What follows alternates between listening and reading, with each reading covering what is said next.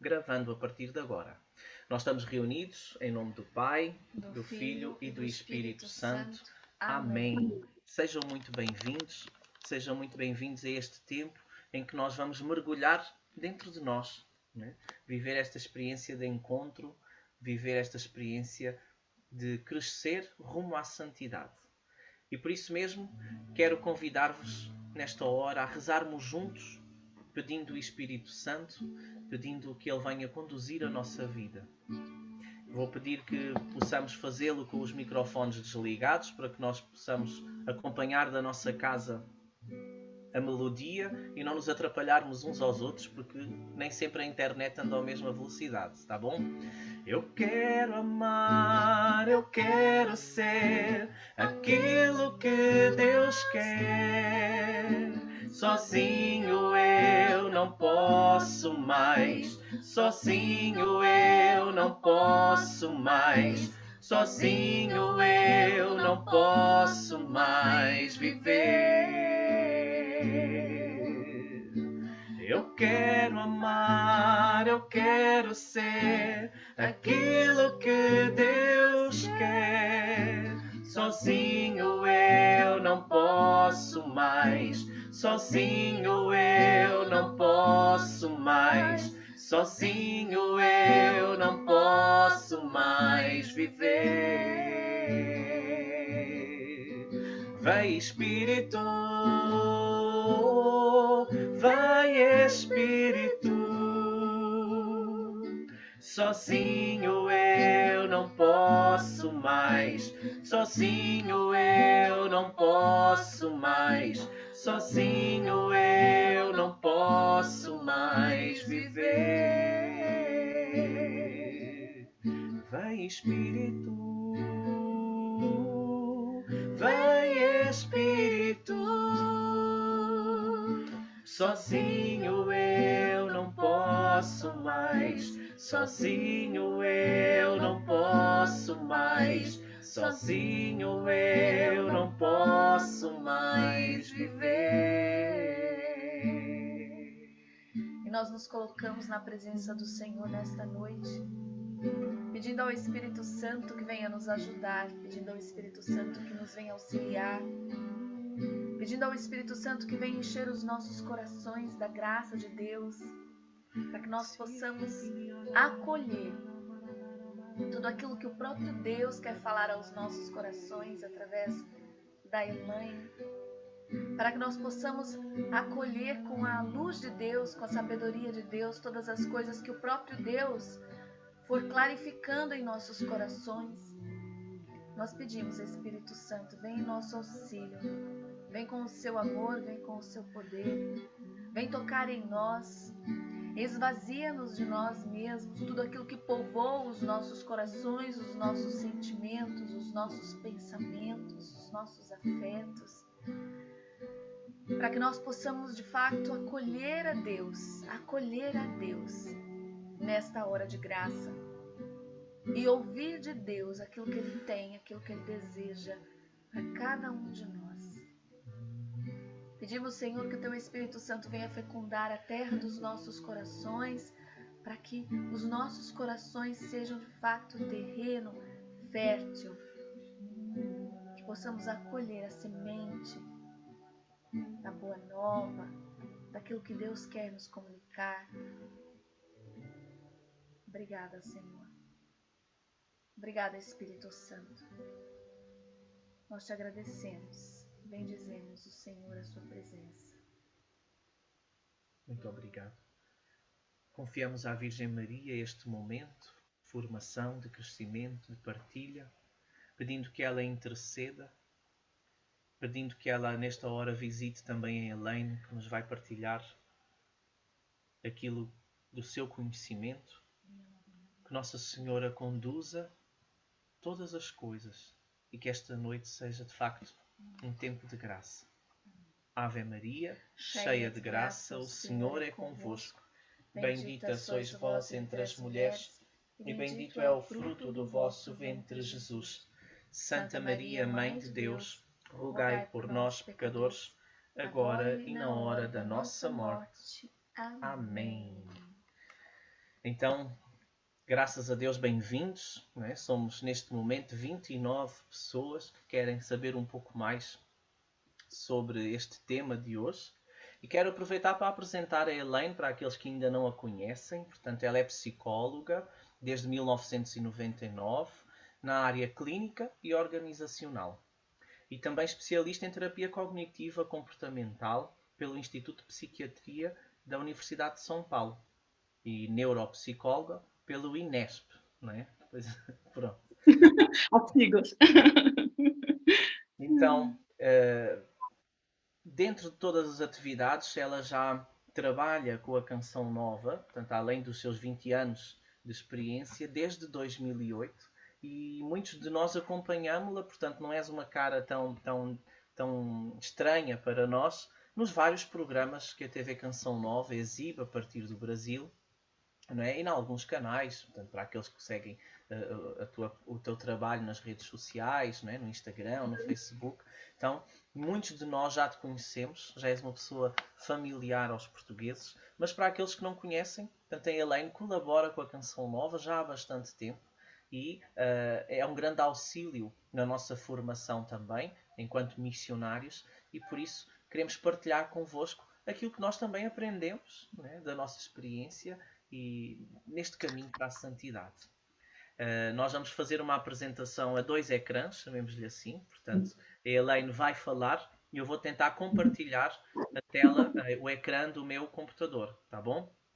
Não conseguimos fazer nos testes a partilha, mas se Deus quiser vai correr bem. Sabendo que todos vós irão receber esta apresentação, se nós não conseguirmos exibir, ela vai chegar aos vossos e-mails, tá bom? Assim que terminar amanhã, se Deus quiser, já vamos receber esta apresentação. Elaine, passo-te a palavra. Muito obrigada. Boa noite a todos.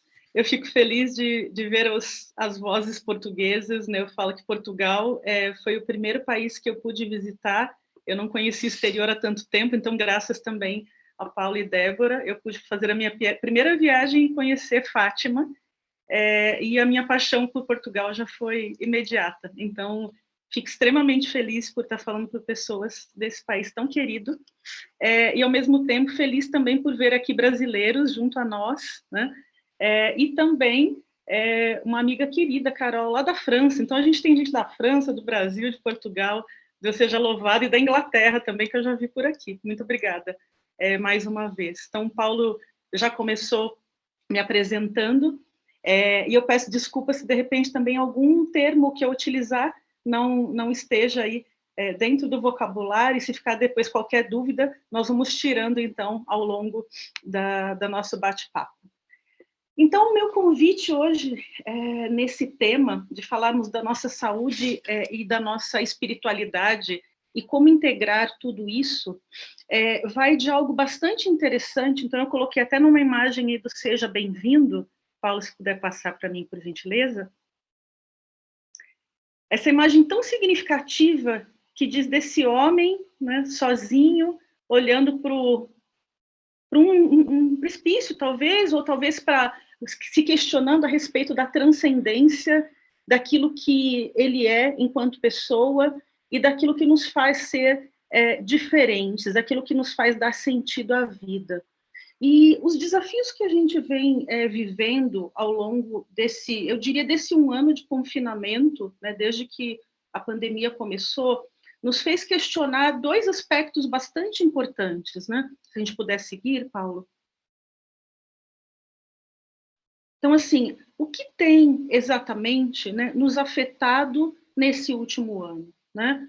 E não porque nos últimos anos, quando nós nos vimos fechados nas nossas casas, uma das primeiras coisas que começou a mexer conosco, né, foram as nossas certezas, aquilo que a gente julgava que eram certezas. Parece que nós temos muito domínio sobre as coisas, não é? Então, as nossas famosas racionalidades e certezas, e isso começou a nos ser tirado, perdão. E eu comecei a notar, né, na prática clínica, que tudo aquilo que nós tínhamos, por exemplo, de doenças já estabelecidas, então, por exemplo, pessoas que já vinham com problemas de depressão, de ansiedade, de pânico, de transtorno obsessivo compulsivo, que a gente chama de TOC, elas começaram a se acentuar. Problemas familiares, problemas conjugais, problemas afetivos. Então, o que nós percebemos nesse tempo? Um boom, não é? Um estouro daquilo que são as doenças emocionais. E muitos pacientes me perguntando, às vezes, e esses últimos dias eu tenho ouvido muito isso, por conta desse 1 ano, Elaine, onde está Deus? Onde está Deus que não nos ouve? Aonde está Deus que não ouve a nossa oração, o nosso pedido de clamor, né? Então, eu digo a vocês que muitas vezes eu tenho ouvido destas pessoas um sinal muito claro e preocupante da desesperança.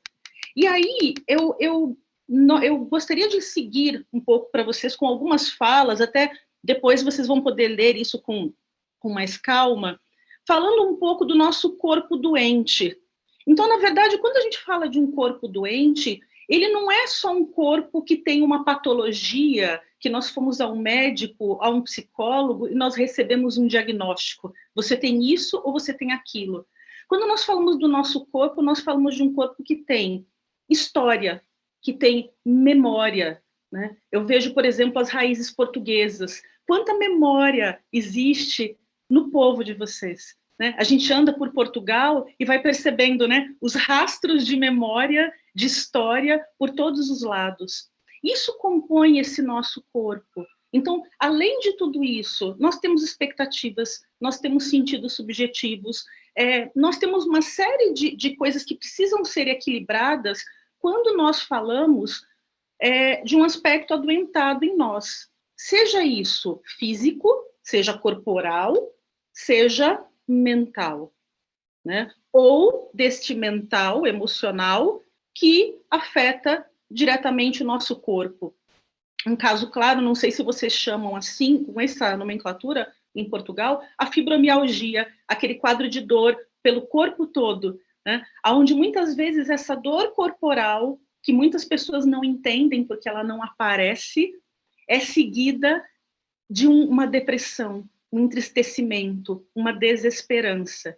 Então, quando eu trago esse tema a vocês, eu gostaria muito também de nós começarmos, nesse dia 9, falarmos sobre uma reflexão geral sobre o que é esse aspecto corporal, para que, na semana que vem, nós possamos trabalhar um pouco do que fazer. Então, se nós estamos falando em integrar espiritualidade com saúde emocional, como integrar isso também? E aí, uma outra coisa que é importante aqui, pode seguir, Paulo?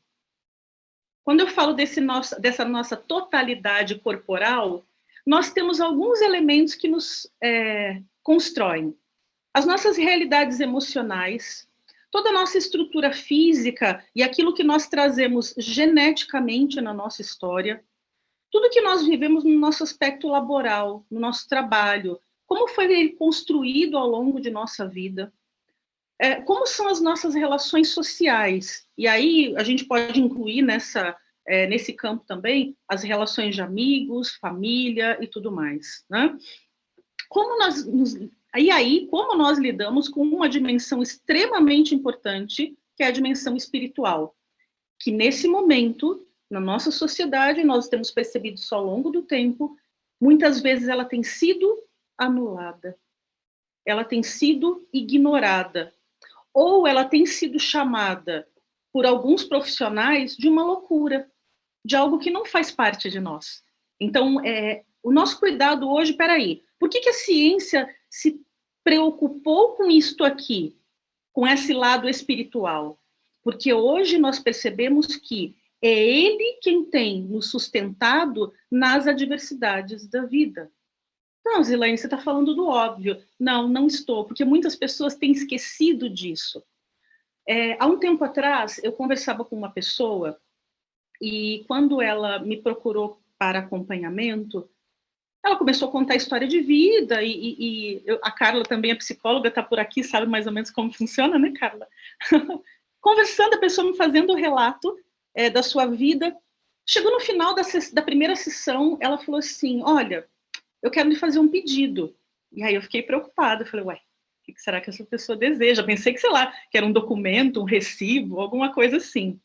E aí a pessoa olhou bem sério e falou assim, Elaine, eu gostaria muito que você pudesse me ajudar a me reencontrar espiritualmente.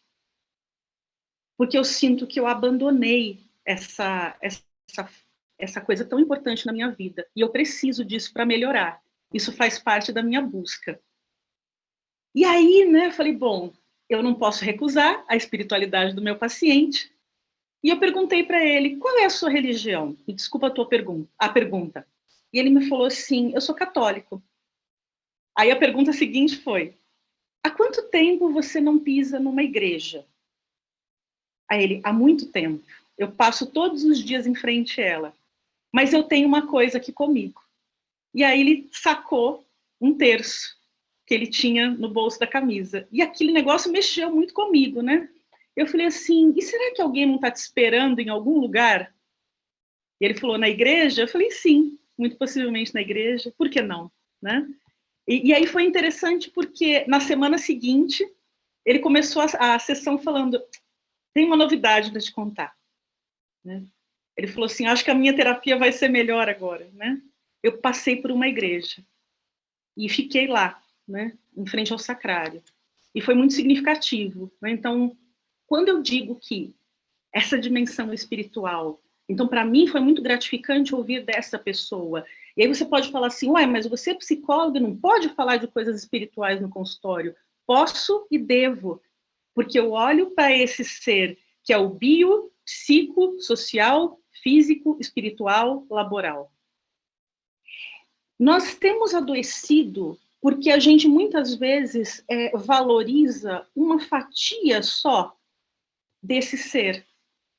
Então eu valorizo só o laboral, então eu diria que é um grande problema, né? Nós valorizamos muito o laboral, e aí chegam as pessoas em frangalho lá para o Padre Antônio Justino, né? Padre Toninho, né? Assoberbadas de trabalho, mas esquecidas das outras dinâmicas. Quando a gente foi para casa um ano atrás, e muitos que puderam, porque muitos também não puderam permanecer nas suas casas, enfim, a gente começou a se deparar com os nossos problemas familiares, né? E aí, nesta comunicação, essa comunicação dentro de casa começou a virar um problema. É ou não? Estou vendo as cabecinhas aqui, eu estou girando aqui e dando uma olhada. Né? Começamos a ter problemas. E nós começamos a perceber o quanto nós somos falhos ao nos comunicarmos com quem está dentro da nossa casa. Opa, tem alguma dimensão minha aqui, que seja ela influenciada pelo emocional, pelas minhas pressões, ela está afetada também. Bom, e aí, quando a doença vem, e aí eu vou pedir para o Paulo me ajudar aqui com a próxima tela, seja a doença física ou emocional, a gente começa a passar por alguns problemas, né? E por alguns pensamentos. O que vai acontecer comigo a partir de agora?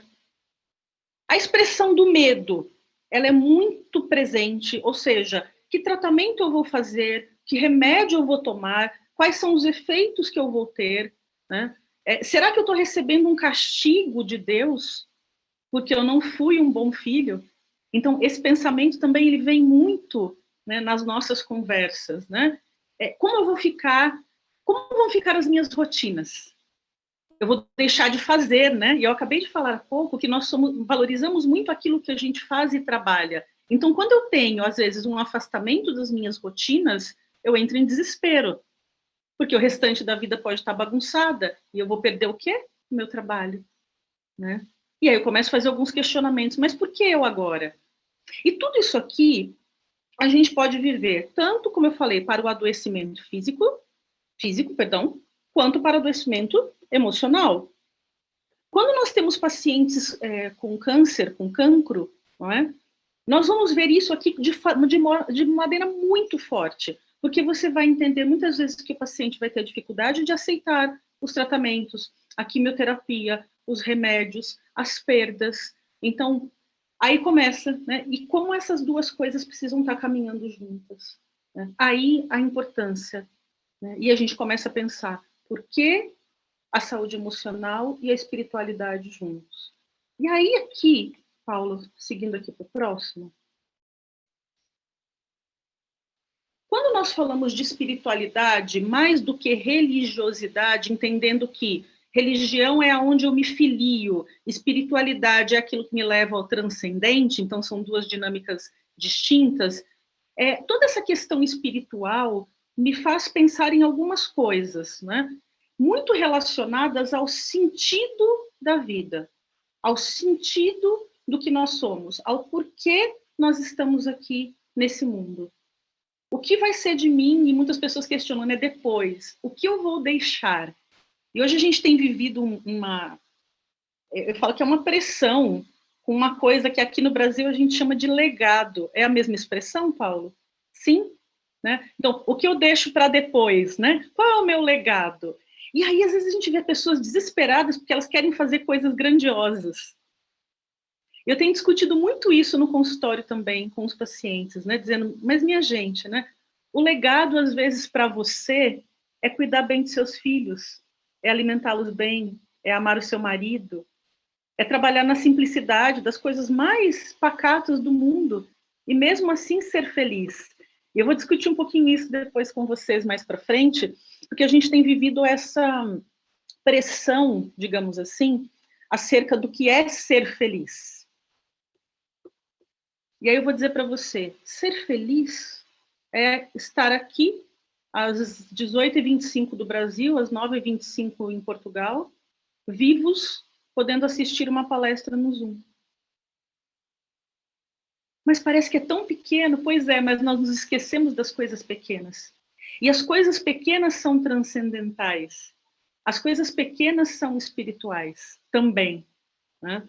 Então, por isso que quando nós conversamos com alguém que a gente percebe que está nessa crise, e aqui a gente tem pessoas de todas as realidades, né? É muito importante entender como está o sentido espiritual dessa pessoa transcendente e da esperança. Será que isso morreu nela? Será que isso deixou de existir? Né? Então, seguindo aqui um pouco para frente. E aí, deixa eu só fazer uma pergunta a vocês. O ritmo que eu estou falando está lento, devagar, vocês têm compreendido? Como estão aí? Sim? Ok? Ótimo, estou vendo uns dedinhos aqui. Ótimo, muito obrigada. Estou vendo as carinhas agora. Muito obrigada. Estou vendo umas caras boas aqui também do Brasil. Que legal. Tem gente agora dos Estados Unidos que chegou aqui. Muito obrigada. Vamos lá, então, para eu dar um respiro. Paulo, podemos seguir no próximo? Aqui. Bom, aqui, na verdade, são conceitos a respeito de espiritualidade. Eu não vou me estender nesses dois, mas depois eu vou convidar que vocês façam uma leitura que são conceituais mesmo, de referências bibliográficas a respeito do tema. Né? Então, mas aí, nesse slide seguinte, tem algo que é bem interessante aqui. Como a ciência começou a se interessar pela espiritualidade? Percebendo que pessoas que têm níveis de envolvimento religioso maiores e positivos, elas têm maior bem-estar psicológico, satisfação com a vida, afetos mais positivos, uma moral mais elevada, porque ela pertence a algum grupo, expressões de felicidade e, consecutivamente, saúde física e emocional maiores. Por que nós estamos sentindo tanto aqueles que estão vinculados a uma comunidade, a uma paróquia? Porque a grande maioria está afastado delas. Então, aquilo que era força, então, de repente, eu encontrava na minha paróquia ou na minha comunidade a força para suportar aquilo que eu vivo dentro da minha casa, por exemplo, as dificuldades que eu vivo no meu trabalho. E hoje eu não tenho mais isso. Então, esse é um ponto que nos pega muito. E foi difícil, e ainda é, eu penso, embora algumas paróquias já abriram e algumas realidades já abriram, assistir essa coisa da missa online, por exemplo, das celebrações online, de tudo online, tem nos cansado um pouco. É a vida nova, né? Mas tem nos cansado um pouco. Então, aqui, seguindo um pouco em frente, vamos aqui, pode passar para o próximo. Para a psicologia, então, em termos de saúde emocional, o que a gente também pesa? Como está a saúde geral dessa pessoa? Então, o que ela tem vivido, tá? E aí, hoje, por exemplo, nós como psicólogos até temos outras perguntas a fazer, por exemplo, se essa pessoa passou por Covid, porque hoje nós já temos a percepção de que existem algumas perdas neurológicas nas pessoas que passaram por isso, então algumas mais que relatam estarem mais lentificadas, mais esquecidas, com dificuldade de foco, né? Então, toda vez que nós perguntamos, para mim faz muito sentido entender a saúde da pessoa de maneira geral. Entendendo o que é bem-estar para essa pessoa. Então, o bem-estar subjetivo, que diz das coisas que ela quer realizar, do sentido da vida e dessas coisas todas, e do bem-estar psicológico, que está muito relacionado à sua autoestima, o como ela se conhece, o como ela se percebe, o como ela lida com o outro, o como ela se relaciona com adversidades, com contrariedades, com frustrações. E esse ano, nós temos vivido um ano intenso de frustração, muitas vezes, porque eu desejava e não consegui, porque eu queria, mas eu perdi, porque eu perdi condições humanas, físicas, financeiras, porque eu estou tendo que me reestruturar, e isso é o que a gente tem vivido com bastante intensidade. E aí, seguindo aqui, tá. Um cuidado que eu deixo aqui para a nossa reflexão. Algumas linhas, especialmente aquelas que dizem do coaching e daquela questão que tudo posso, você pode, yes, o coaching mal atribuído, ele acaba nos levando para uma visão muito hedônica, muito relacionada ao prazer e à felicidade da vida. Então, assim, parece que a sua vida é um mar de rosas, que você consegue tudo, que você pode tudo, e aí nós temos um grande erro. Porque a vida não é só prazerosa. A vida, ela precisa também ter as perdas, as frustrações. E a gente tem, muitas vezes, lidado, né, com essas questões, inclusive com as crianças que não conseguem perder. As crianças que não conseguem se frustrar. E aí nós começamos com alguns pensamentos distorcidos para a fase adolescente adulta, né? Agora, o que é importante e a gente deve perceber, como eu tenho vivido, e aí sim isso faz diferença, como eu tenho colocado o meu potencial, aquilo que eu sou, a serviço do outro, então o conceito de sair de si para ir ao encontro do outro, para que isso sim dê sentido à tua vida. Então esse é um cuidado e um pensamento que nós devemos ter. Então quando eu coloco aqui uma atenção com um mundo só voltado ao prazer, que muitas vezes vai abandonar o espiritual. Porque ele é muito material, ele é muito imediatista, né? E as coisas de Deus, as coisas espirituais não são imediatas. Né? Muito pelo contrário. Muitas vezes há uma espera longa e uma entrega longa para isso. Né? Então, alguns dados que são interessantes aqui. Por muito tempo se falou que ciência e religião não conversam.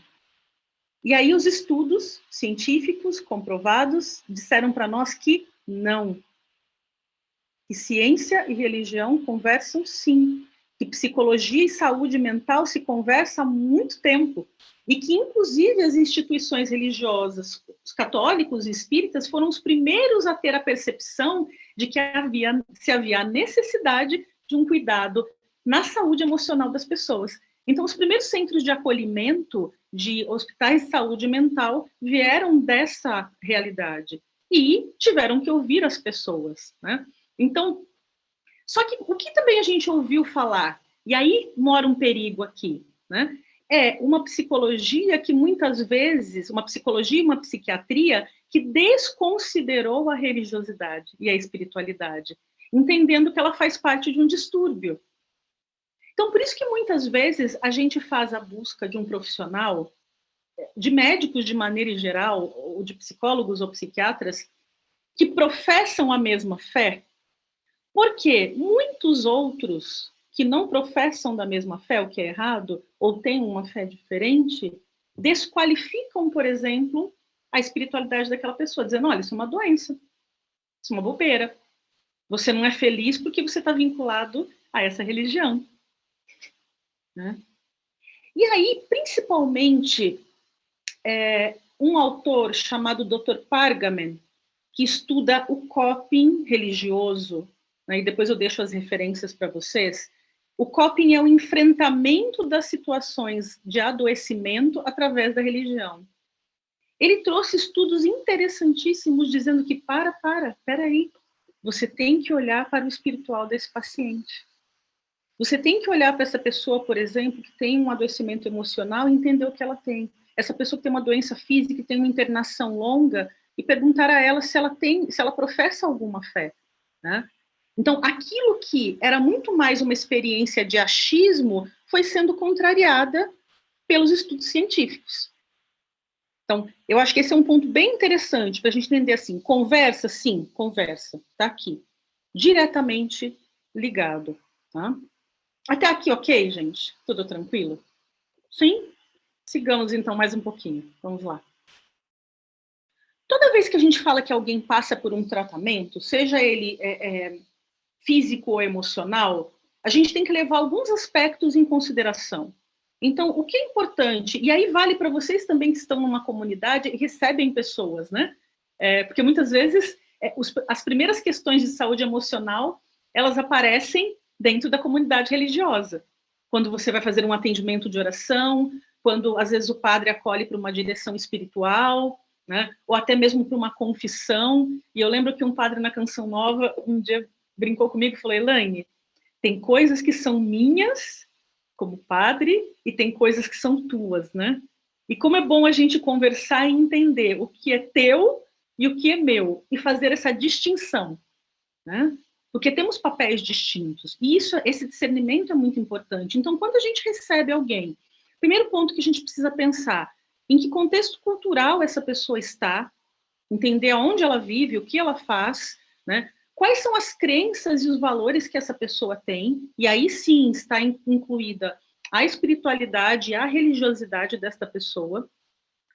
Como ela está orientada para o tratamento? Na área de saúde emocional, saúde mental, não é incomum encontrar pessoas que têm uma resistência muito grande, por exemplo, com medicamento.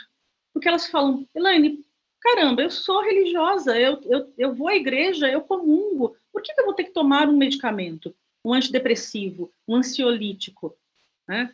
E muitas abandonam o negócio no meio do caminho, né? Eu falo, gente, não faça isso, né? Então não faça isso, se oriente, mas muitas pessoas o quê? Se acham indignas, se acham que não deve, enfim, uma série de outras coisas que acontecem aí. Entender qual é o estilo de vida dessa pessoa, e aí entra esse aspecto muito importante que eu falei, então quanto a gente tem se dedicado apenas a uma dimensão da nossa vida, por exemplo, apenas ao trabalho, apenas aos amigos, enfim, né, pesado muito, né? E o quanto a gente tem o suporte familiar e quanto nós temos também o suporte de outras pessoas com as quais a gente possa contar. Diga-se também as nossas comunidades religiosas, a nossa igreja, porque ela também tem um papel importante na condução de qualquer acompanhamento em saúde física ou mental. Então, sigamos aqui pela frente, né? Como eu falei há pouco, uma coisa que quando a gente entende que uma pessoa tem espiritualidade e está adoecida, e ela vai nos questionar muito, qual o sentido disso tudo e o que vai me sustentar nesse tempo. Então, a Elizabeth Kubler-Ross, que é uma pessoa que estudou muitos aspectos da morte e do morrer, do como o luto se dá nas pessoas e de como o adoecimento, que muitas vezes também é um luto, porque eu perco alguma capacidade do meu corpo, diz que essa dimensão espiritual é importante, porque ela vai nos dar, né, a base, né, para seguirmos daqui em diante. Então, 3 pontos importantes que eu coloco aqui para vocês tem relação a, primeiro, a espiritualidade contribui ou não para a nossa saúde emocional? E ela é uma ferramenta para enfrentamento? Então, eu diria para vocês, as nossas conclusões vão seguir em diante, mas existe algo que pode comprometer a nossa saúde mental quando cruza-se com a espiritualidade. Eu vou contar daqui a pouco para vocês. Então, seguindo aqui um pouco mais, Ok. Pode passar para o próximo, Paulo? Não vou ser repetitiva. Aqui. Quando eu falo da espiritualidade, eu falei de um termo chamado enfrentamento ou coping. Coping não tem uma tradução para o português, mas se tentou aproximar o mais próximo possível da palavra enfrentamento. Como eu lido com as dificuldades que eu tenho pela frente. E como profissionais da área de saúde, ou mesmo religiosos, enfim, podem colaborar com esse paciente adoecido. Ou você que é familiar e tem enfrentado dificuldades com alguém, né, da sua família. Primeiro, porque a pessoa vai viver 4 aspectos muito importantes. Muitas doenças físicas que também afetam o emocional trazem um elemento da dor. E a dor é algo que nos coloca diretamente com um sentido de finitude. Quantas pessoas, eu falei da fibromialgia, porque ela é muito comum, né? Essa dor me mata, essa dor me rasga. Ou quando a pessoa vive uma depressão profunda, que ela relata o quê? A dor na alma, né?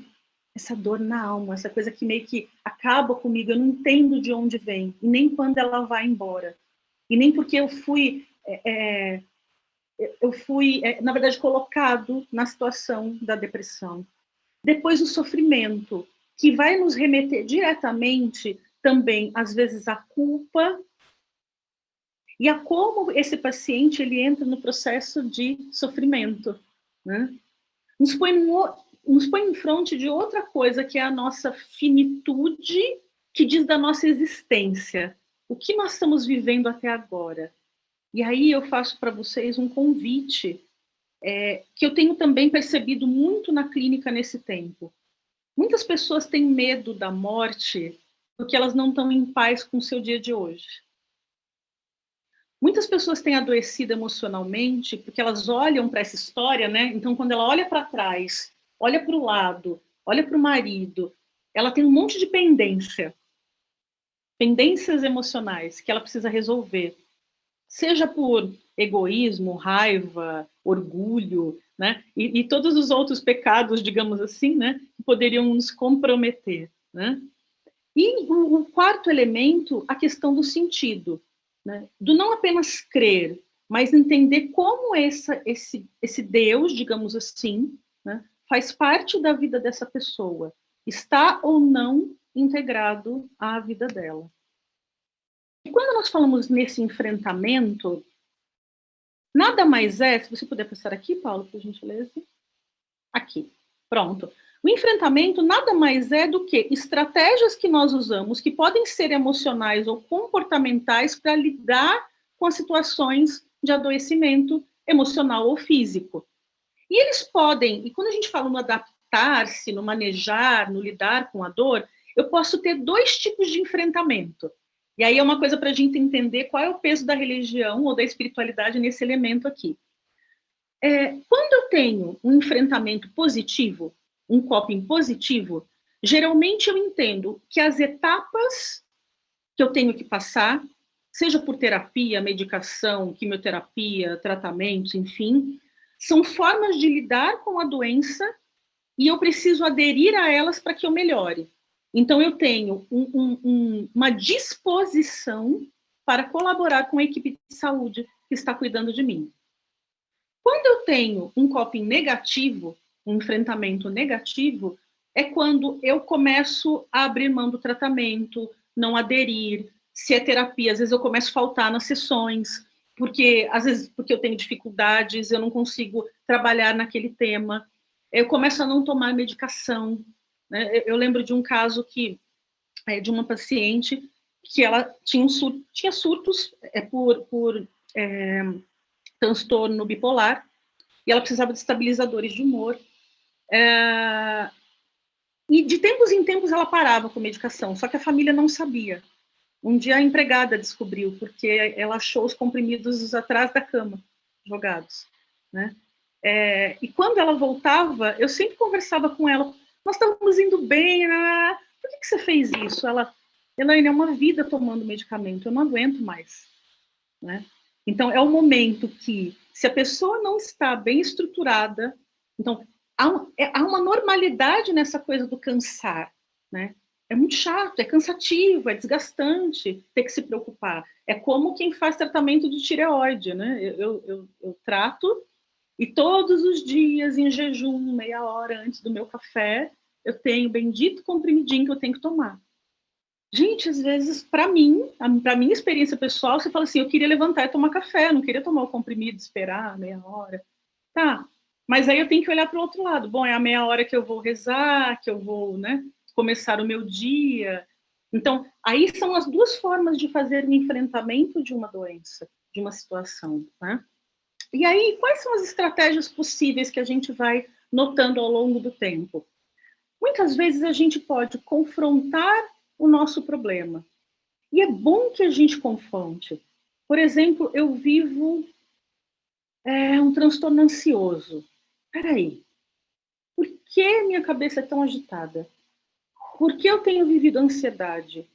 Qual história eu vivi na minha família? Eu tenho pais ansiosos? Não, um elemento emocional tem muita carga genética também, né? Nós carregamos um pouco disso. Né? Como era o ambiente na minha casa? Ele também era um ambiente que a gente chama de ansiogênico, né? Que favorece a ansiedade. Qual vai ser o plano para o meu tratamento? Então, estou falando aqui da ansiedade. Eu vou tomar medicamento, eu vou fazer terapia, eu vou fazer uma atividade física, eu vou mudar minha alimentação, eu vou mudar meu estilo de trabalho. Meu Deus, são 5 coisas. É nessas 5 coisas aqui que as pessoas às vezes cansam.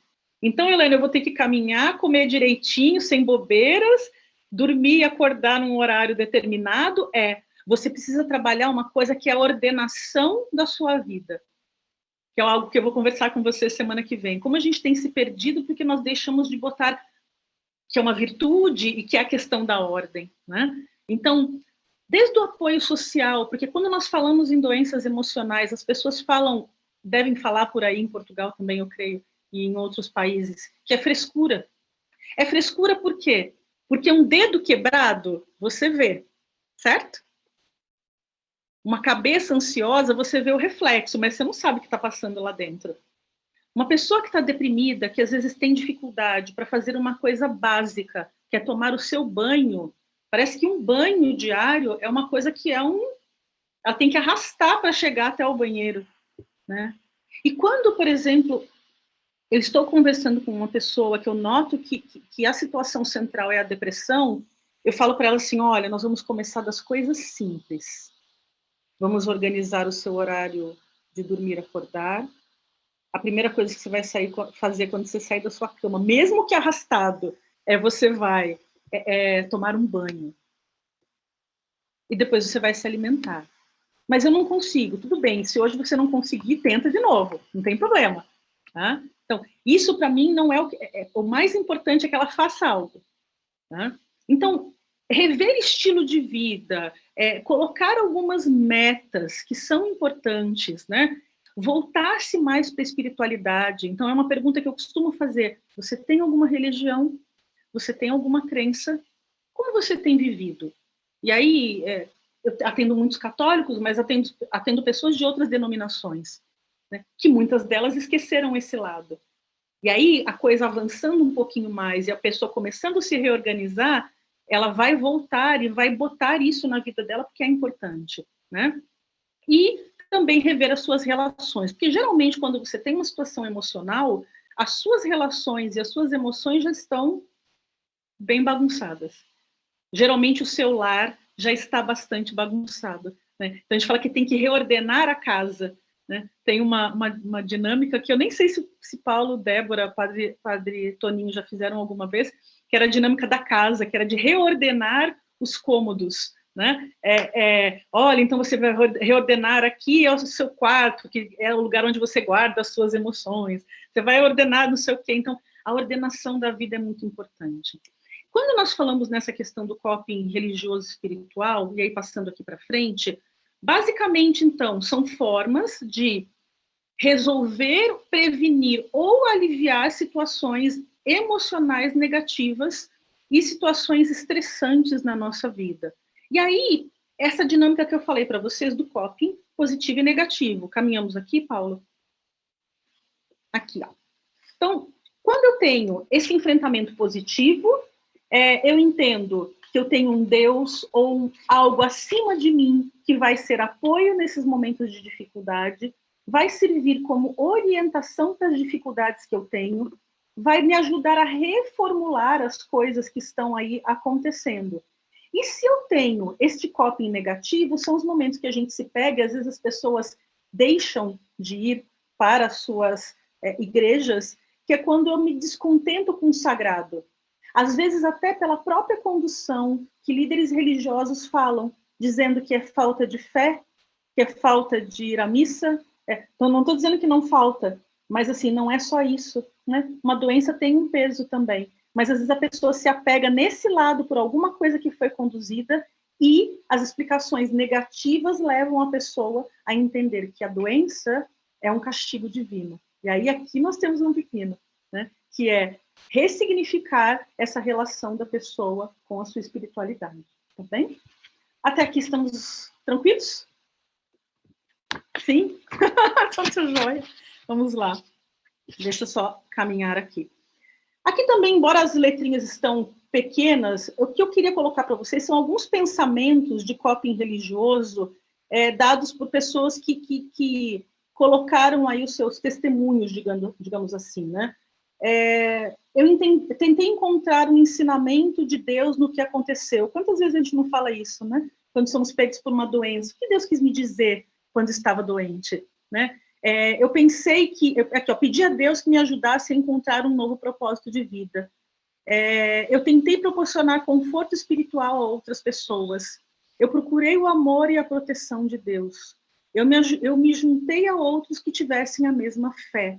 Veja a importância do grupo, como o grupo é importante e como nós temos sido atacados nesta questão relacionada a nós estarmos vivendo em comum unidade. Estamos vivendo os nossos sofrimentos, cada um na sua casa, no seu teto. No auge da pandemia, eu moro em Cachoeira Paulista, ao longo da semana, e aos finais de semana eu vou a São Paulo. Meus pais estão lá e eu atendo lá, então são 200 quilômetros mais ou menos, 2h30, 3 horas de viagem. Nos quase 4 primeiros meses eu fiquei sozinha, então eu brinquei que foi eu, Deus e o cachorrinho, só. E os meus pacientes online. Chegou um momento, pelo menos para mim, aquilo foi enlouquecedor. E na primeira vez que eu fui para a rua de carro, assim, eu estava dirigindo na Dutra e eu tive um episódio de pânico. E para mim foi uma experiência horrível, porque eu comecei a salivar, eu tinha uma ânsia de vômito que não tinha nada no estômago, eu comecei a sentir um suor na mão, quem já teve ou já acompanhou pacientes já sabe mais ou menos como é. Falei, meu Deus, isso é estranho, o que está acontecendo? Me veio um medo, a estrada vazia, e eu falei, né, eu estava bem assustada. E eu fico imaginando quantas pessoas nas suas casas têm vivido esta situação e sem um viés espiritual estão, né, perdendo aí a mão. Então, essa é a questão do valor, né, de como a espiritualidade conversa bem com esse suporte na saúde emocional. Aqui a gente pode seguir em frente. Aqui, só um pouquinho nesse copinho negativo. Ok.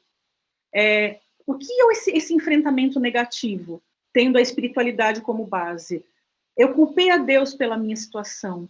Eu questionei se Deus realmente importava e existia, se ele me olhava.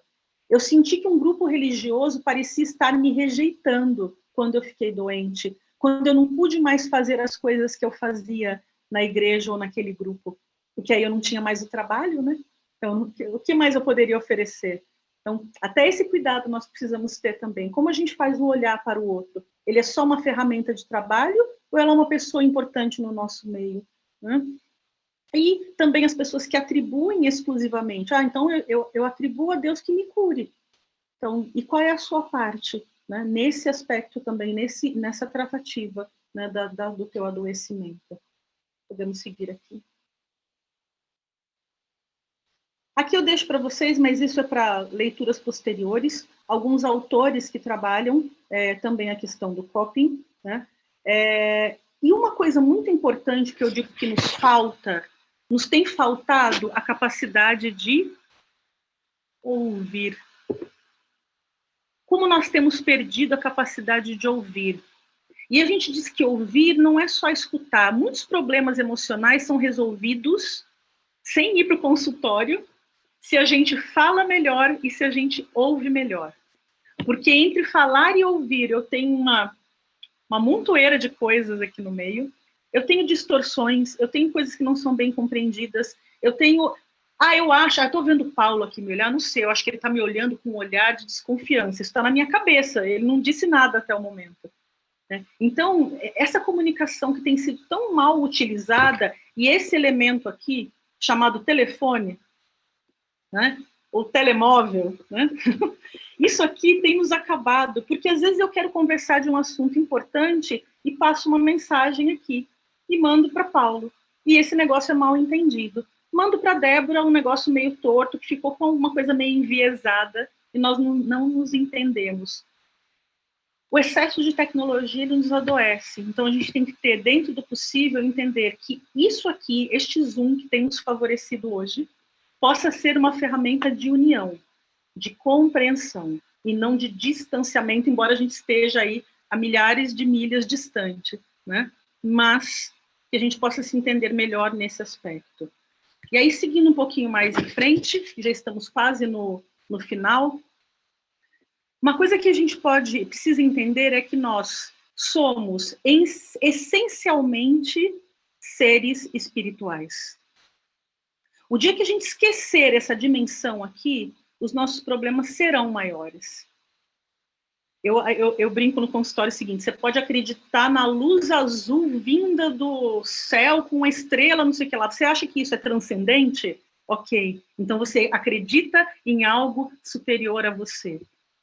Você acredita em um Deus, você acredita em Jesus Cristo, você acredita em Buda, enfim. E aqui, entendendo que a espiritualidade é muito mais ampla, você acredita no transcendental. E isso vai lhe equilibrar em sua saúde emocional. E aí, por final desse nosso primeiro dia, o que eu queria dizer para vocês? Espiritualidade e saúde emocional conversam? Sim, conversam porque ela faz com que nós possamos diminuir os nossos sentimentos negativos, faz com que nós possamos aceitar melhor a doença, seja física ou emocional, traz essa melhora na nossa qualidade de vida, a ressignificação, e que a logoterapia fala tanto do sentido da vida, né? Nós temos perdido o sentido, por que nós estamos aqui, por essas coisas, não você pode, você consegue, não, às vezes você não consegue, e você vai ter que lidar com esse não consegue, né? Favorecer a cura do que é possível e favorecer o entendimento daquilo que não é possível, e oferecer conforto, né? Especialmente é o encontro deste paciente com aquilo que ele é, na sua essência. E aí, para a gente terminar, de fato, eu queria contar uma história para vocês, né? Uma historinha. Essa flor que o Paulo está mostrando, ela foi de uma paciente que me deu. É uma begônia, e essa flor ela ficou assim durante 6 meses. Foram os últimos 6 meses dessa paciente.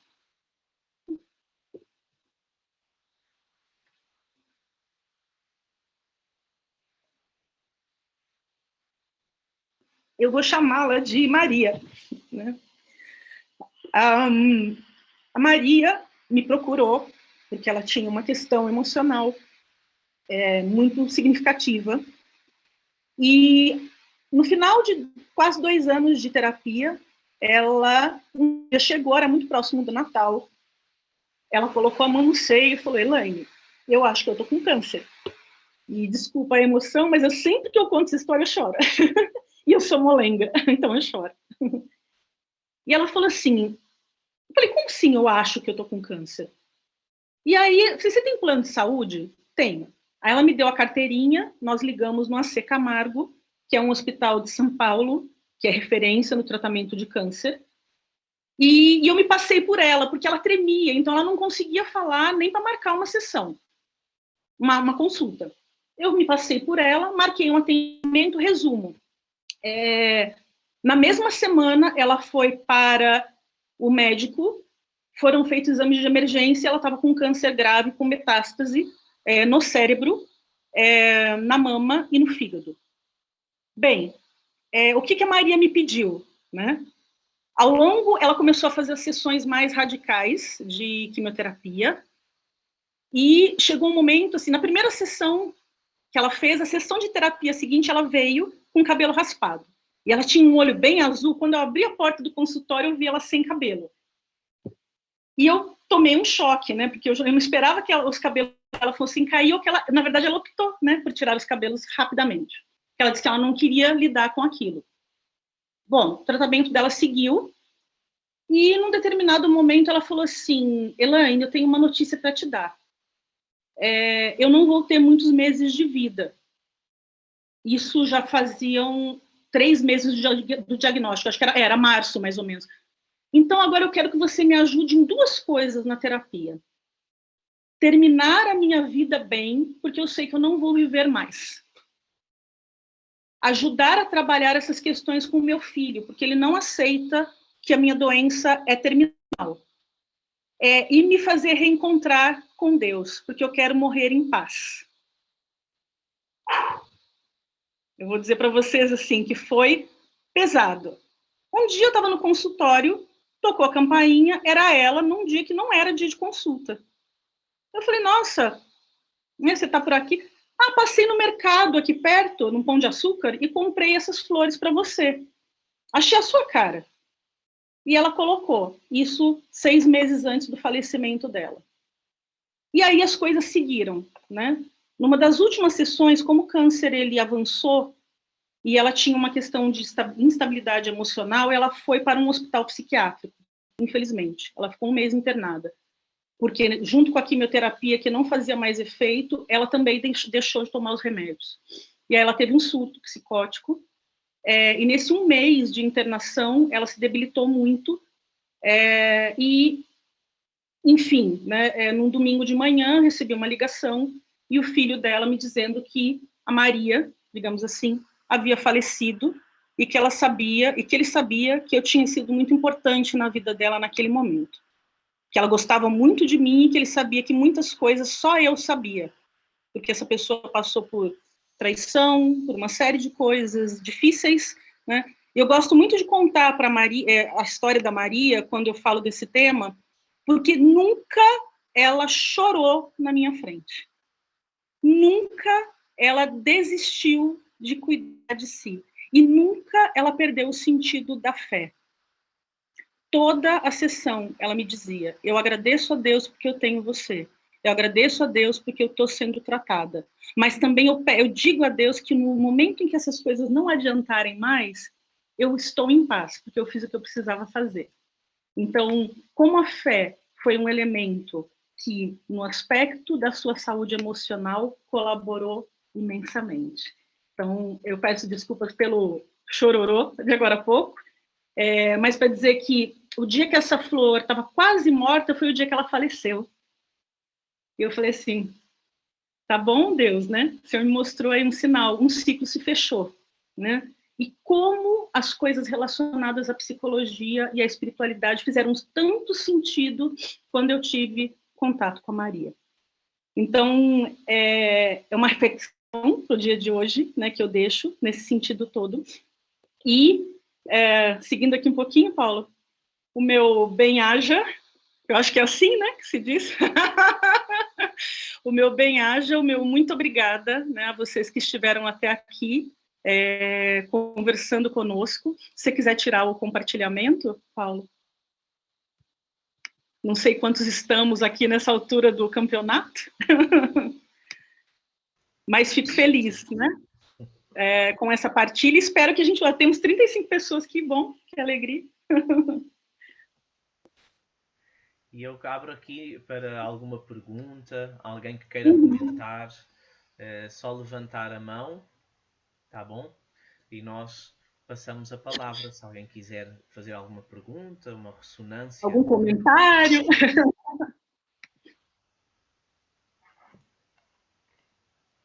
Alguma dúvida que não tenha ficado esclarecido? Estrela, obrigada. Obrigada. Estela dizendo aqui que foi de grande ajuda e veio ao encontro da situação dela. Muito obrigada. Exato. Obrigada, Eliana. Há 8 anos que tenho passado um tempo de profundo sofrimento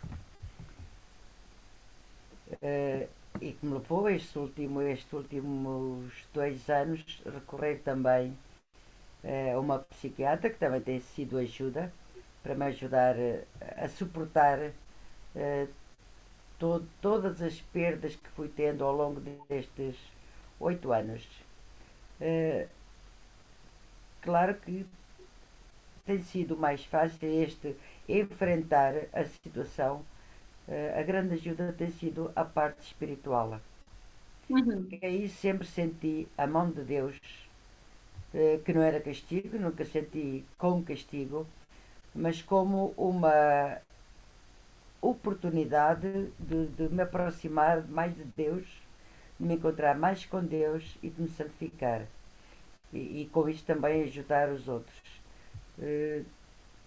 Dificilmente também chorei, portanto não sou pessoa de chorar, e portanto, por isso é que eu digo que veio ao encontro da situação que tenho vivido estes últimos anos.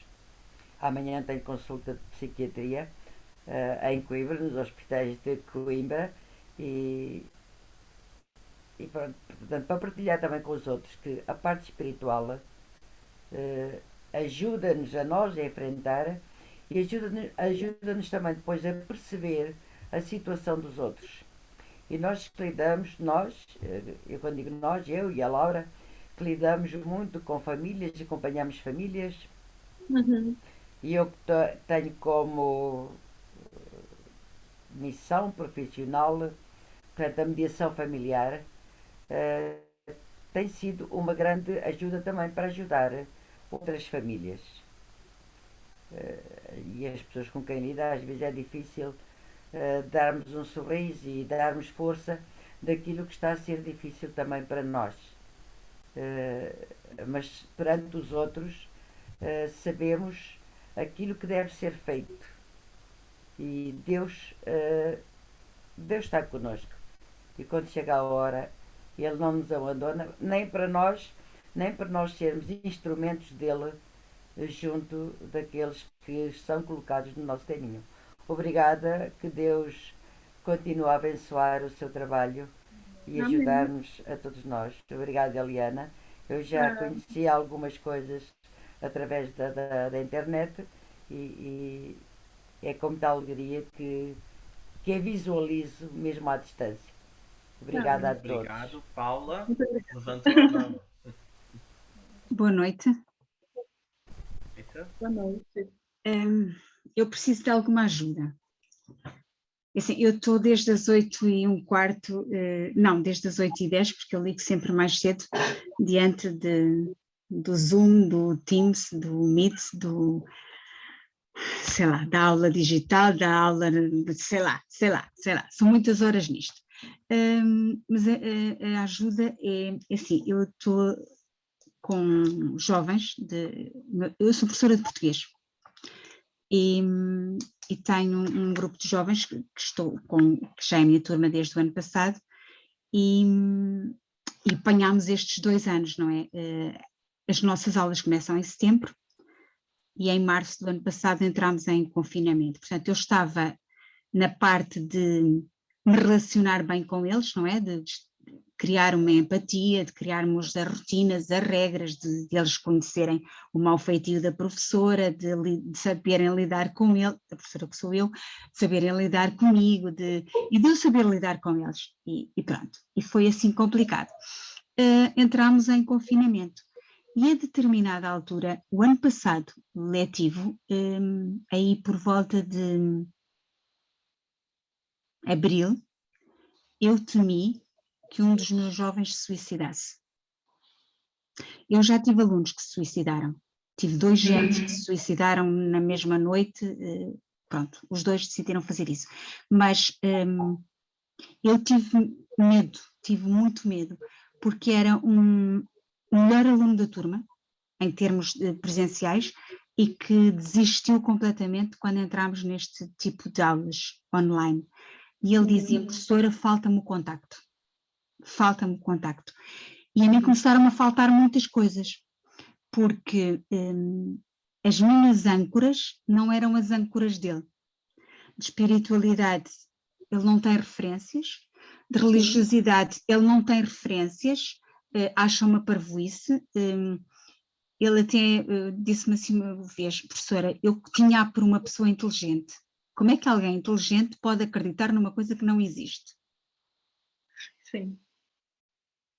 Está à distância, é difícil nós depois termos que lhe explicar todas estas coisas. E eu temi, sério, porque todo o tipo de conversa era: eu vou desistir, eu não quero saber, tudo isto. Este ano voltámos, em setembro, não é? As coisas pareciam que estavam bem. Voltámos novamente.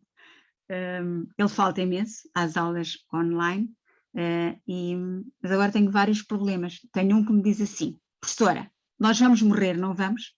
Todos. Um dia qualquer, não vamos? Vamos. Então o que é que estamos a fazer todos trancados em casa?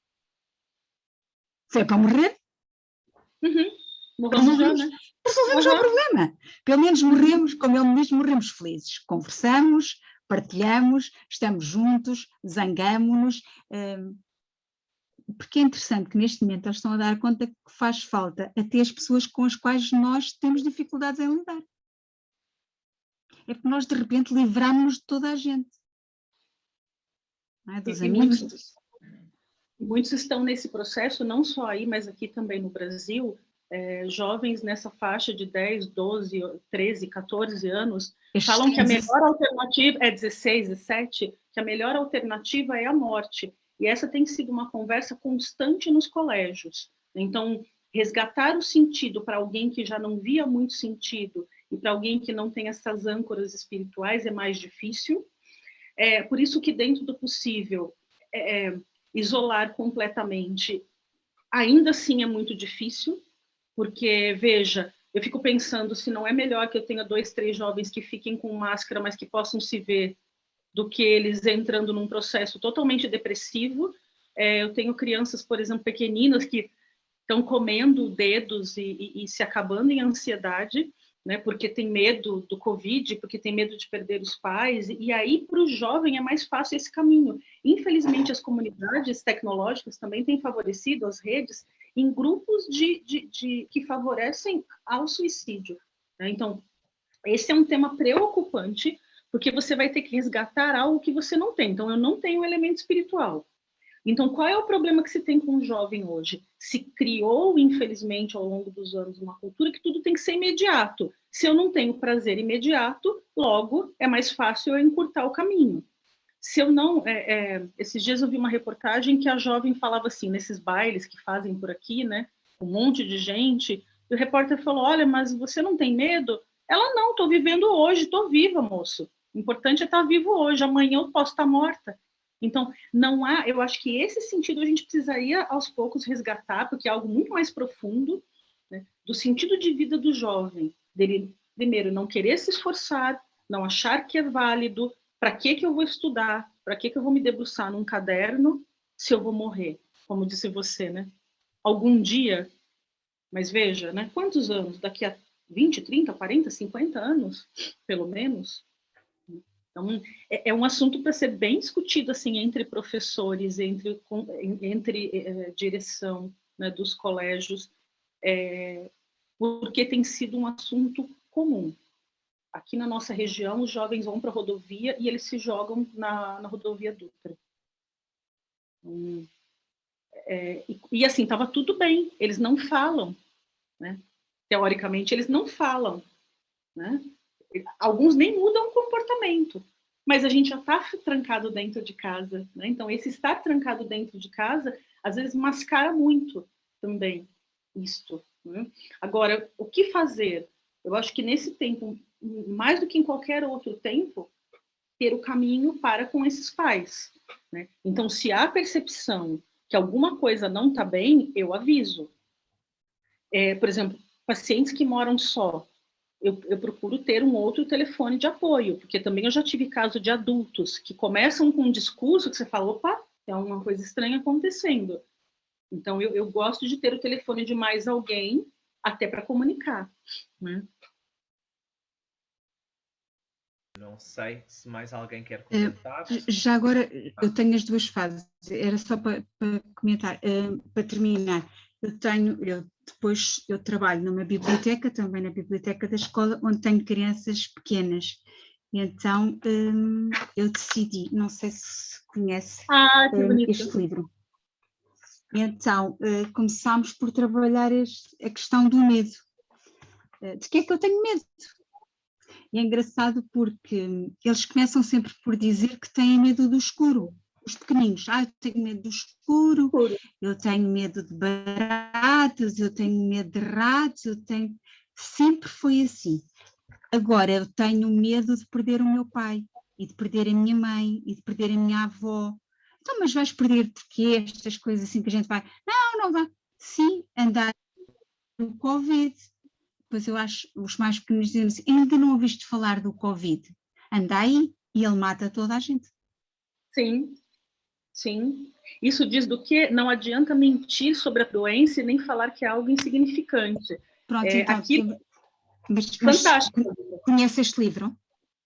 Não conheço, mas eu trabalho algo parecido no consultório. A gente fala que é um gato que está com os pensamentos dele estão dentro da máquina de lavar roupa, aquelas máquinas que tem um visorzinho e ficam girando. E aí as crianças começam a falar o que o gato está pensando. Na verdade, o gato é ela, né? E eles começam a dizer das coisas que eles estão vivendo, dos medos. Que bonito. Uma boa dica. Tem pouco texto, tem muita imagem, e é a questão do medo de ser pequenino. E depois, à medida que ela depois começa a dizer que o medo, porque esta é de uma menina que saiu do país, e o medo passa a ser deste tamanho, ocupa 2 páginas. Sim. E isto tem um impacto muito grande nos miúdos, mas é interessante porque os medos deles até aqui eram exatamente estes, era ter medo de cães, ter medo do escuro, ter medo de dormir sozinho, ter medo de ratos, de baratas, de não gostarem dele na escola, mas neste momento eles falam imenso, tinham sempre medo de perder os avós, falavam muita vez de perder os avós, que há uns tempos atrás, mas agora é a questão de perderem os pais por causa do Covid. Bem real.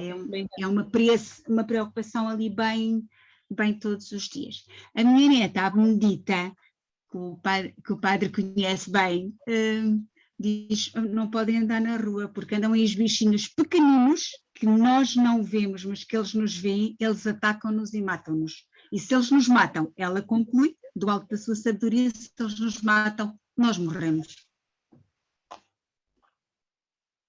Só isso. Bom, boa partilha. Obrigada pela partilha. E essa preocupação de fato existe. Dos medos, de acolher os medos das crianças, que são muito presentes, e dos adultos também. Não sei se a Conceição ainda quer comentar. Tinha levantado a mão. Posso, só em jeito de testemunho. Boa noite a todos e a todas. O meu nome é Conceição e o Paulo já disse. Eu só quero realçar que foi muito positivo esta apresentação da Elaine, porque eu me revi, e como já dei esse testemunho também a nível de Canção Nova, e já passou na TV, posso realçar que é muito importante nós assumirmos a nossa realidade do presente. E eu comecei a perceber, quando fiquei confinada em casa, que algo estranho estava a passar, e não tive medo de enfrentar, fazer esse enfrentamento. E procurei a terapia, né? Foi muito importante, e só estou aqui assim tranquila, sorridente e serena, é devido a esse caminho que eu assumi e não tive medo de assumir essa terapia. E muitas vezes nós, por vergonha e com preconceitos que temos das outras pessoas, temos dificuldade em querer assumir, não é? Com medo de o que é que vão pensar, agora tem que... E não ter esse medo. E eu agradeço à Eliane e também à Canção Nova esta oportunidade de nos vir alertar que é muito importante fazer este caminho e que a espiritualidade não é uma bengala, mas é um suporte muito grande que nos ajuda. Muito agradecida a todos. Obrigada. Vamos ouvir a Carla e depois a Elaine comenta. Obrigado, Conceição. Ok, obrigada. Olha, boa noite, né, a todos. Obrigada, Elaine, pela essa apresentação, né, por ter nos esclarecido tanto. Assim, eu queria falar que é um assunto que em Portugal, a nível de consulta, a espiritualidade ainda é um pouquinho um assunto meio melindroso. Nós temos a Associação de Psicólogos Portugueses, graças a Deus, né, para ver essa afinidade, né, de ideias, né, e esse respeito. E realmente a espiritualidade agora com a época do Covid tem colocado as pessoas a pensarem mais sobre esse aspecto, né? O Covid veio trazer esse lado que estava assim, não, eu não quero pensar sobre isso, é o meu psicológico, é o meu físico, e a parte espiritual estava um pouquinho esquecida. E essa situação toda de confinamento, de perdas, né, vem trazendo muito esse aspecto da espiritualidade. Então, eu quero agradecer a Canção Nova Évora por essa oportunidade, não é, de estarmos aqui. Isso faz muita falta, esses momentos de encontro, de partilha, não é, de ensinamento nessa altura, porque as pessoas estão fechadas, fecham-se nos seus pensamentos, nos seus sentimentos, não é, e precisam de ideias, precisam perceber o que se passa, precisam ver saídas, não é, as oportunidades. Esse é um momento, né? Eu agradeço muito a todos vocês. Elaine, para a semana que vem estamos aí. Obrigada, viu? Bom. Nos vemos. Obrigada. Obrigado. Não sei se mais alguém quer partilhar. Elaine, queres dizer mais alguma coisa de complemento? Não, eu fico feliz, né, que nós estamos aí tão tarde aí da noite para vocês, né, e conseguimos estar aqui com o grupo e dessa importância que a Carla colocou, né, de estarmos reunidos, trocando, dentro do possível nos vendo, né, e sabendo que podemos ser úteis. Eu acho que isso também dá o sentido à coisa toda, né, partilhar aquilo que a gente tem para vocês também nos faz feliz. Obrigada mais uma vez. Obrigado, Elaine. Até à próxima semana e passamos a palavra para o Sr. Padre António Justino, familiarmente conhecido por Padre Toninho, para nos dar a bênção, né? Para que nós possamos agora dormir sobre tudo aquilo que nós ouvimos e crescermos um pouco mais. Muito bem, minha gente. Como eu sempre digo, esta pandemia ela deve nos ajudar. Muitas vezes a gente só vê o lado negativo da pandemia, do confinamento, mas ela também deve nos ajudar a nos rever, né? Eu gosto muito dessa palavrinha que a Elaine colocou aí nos apontamentos, né? O ressignificar. Eu preciso ressignificar o meu comportamento, a minha religiosidade, enfim, toda a minha vida, né? Como eu moro sozinho, durante todo esse tempo aqui, eu estou fazendo coisas assim, né?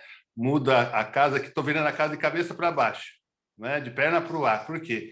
Porque precisa ressignificar algumas coisas. E isso é bom, né? Isso está me fazendo crescer, não ficar parado. Eu estou comentando para umas pessoas quando eu saio à rua, as raras vezes que eu saio à rua, eu digo, olha, nesse confinamento eu estou trabalhando mais do que se eu tivesse na ativa.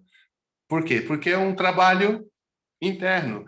E a espiritualidade ela está ocupando o primeiro ponto da minha vida mesmo, né? Já começa às 4:30 da manhã e já está na ativa.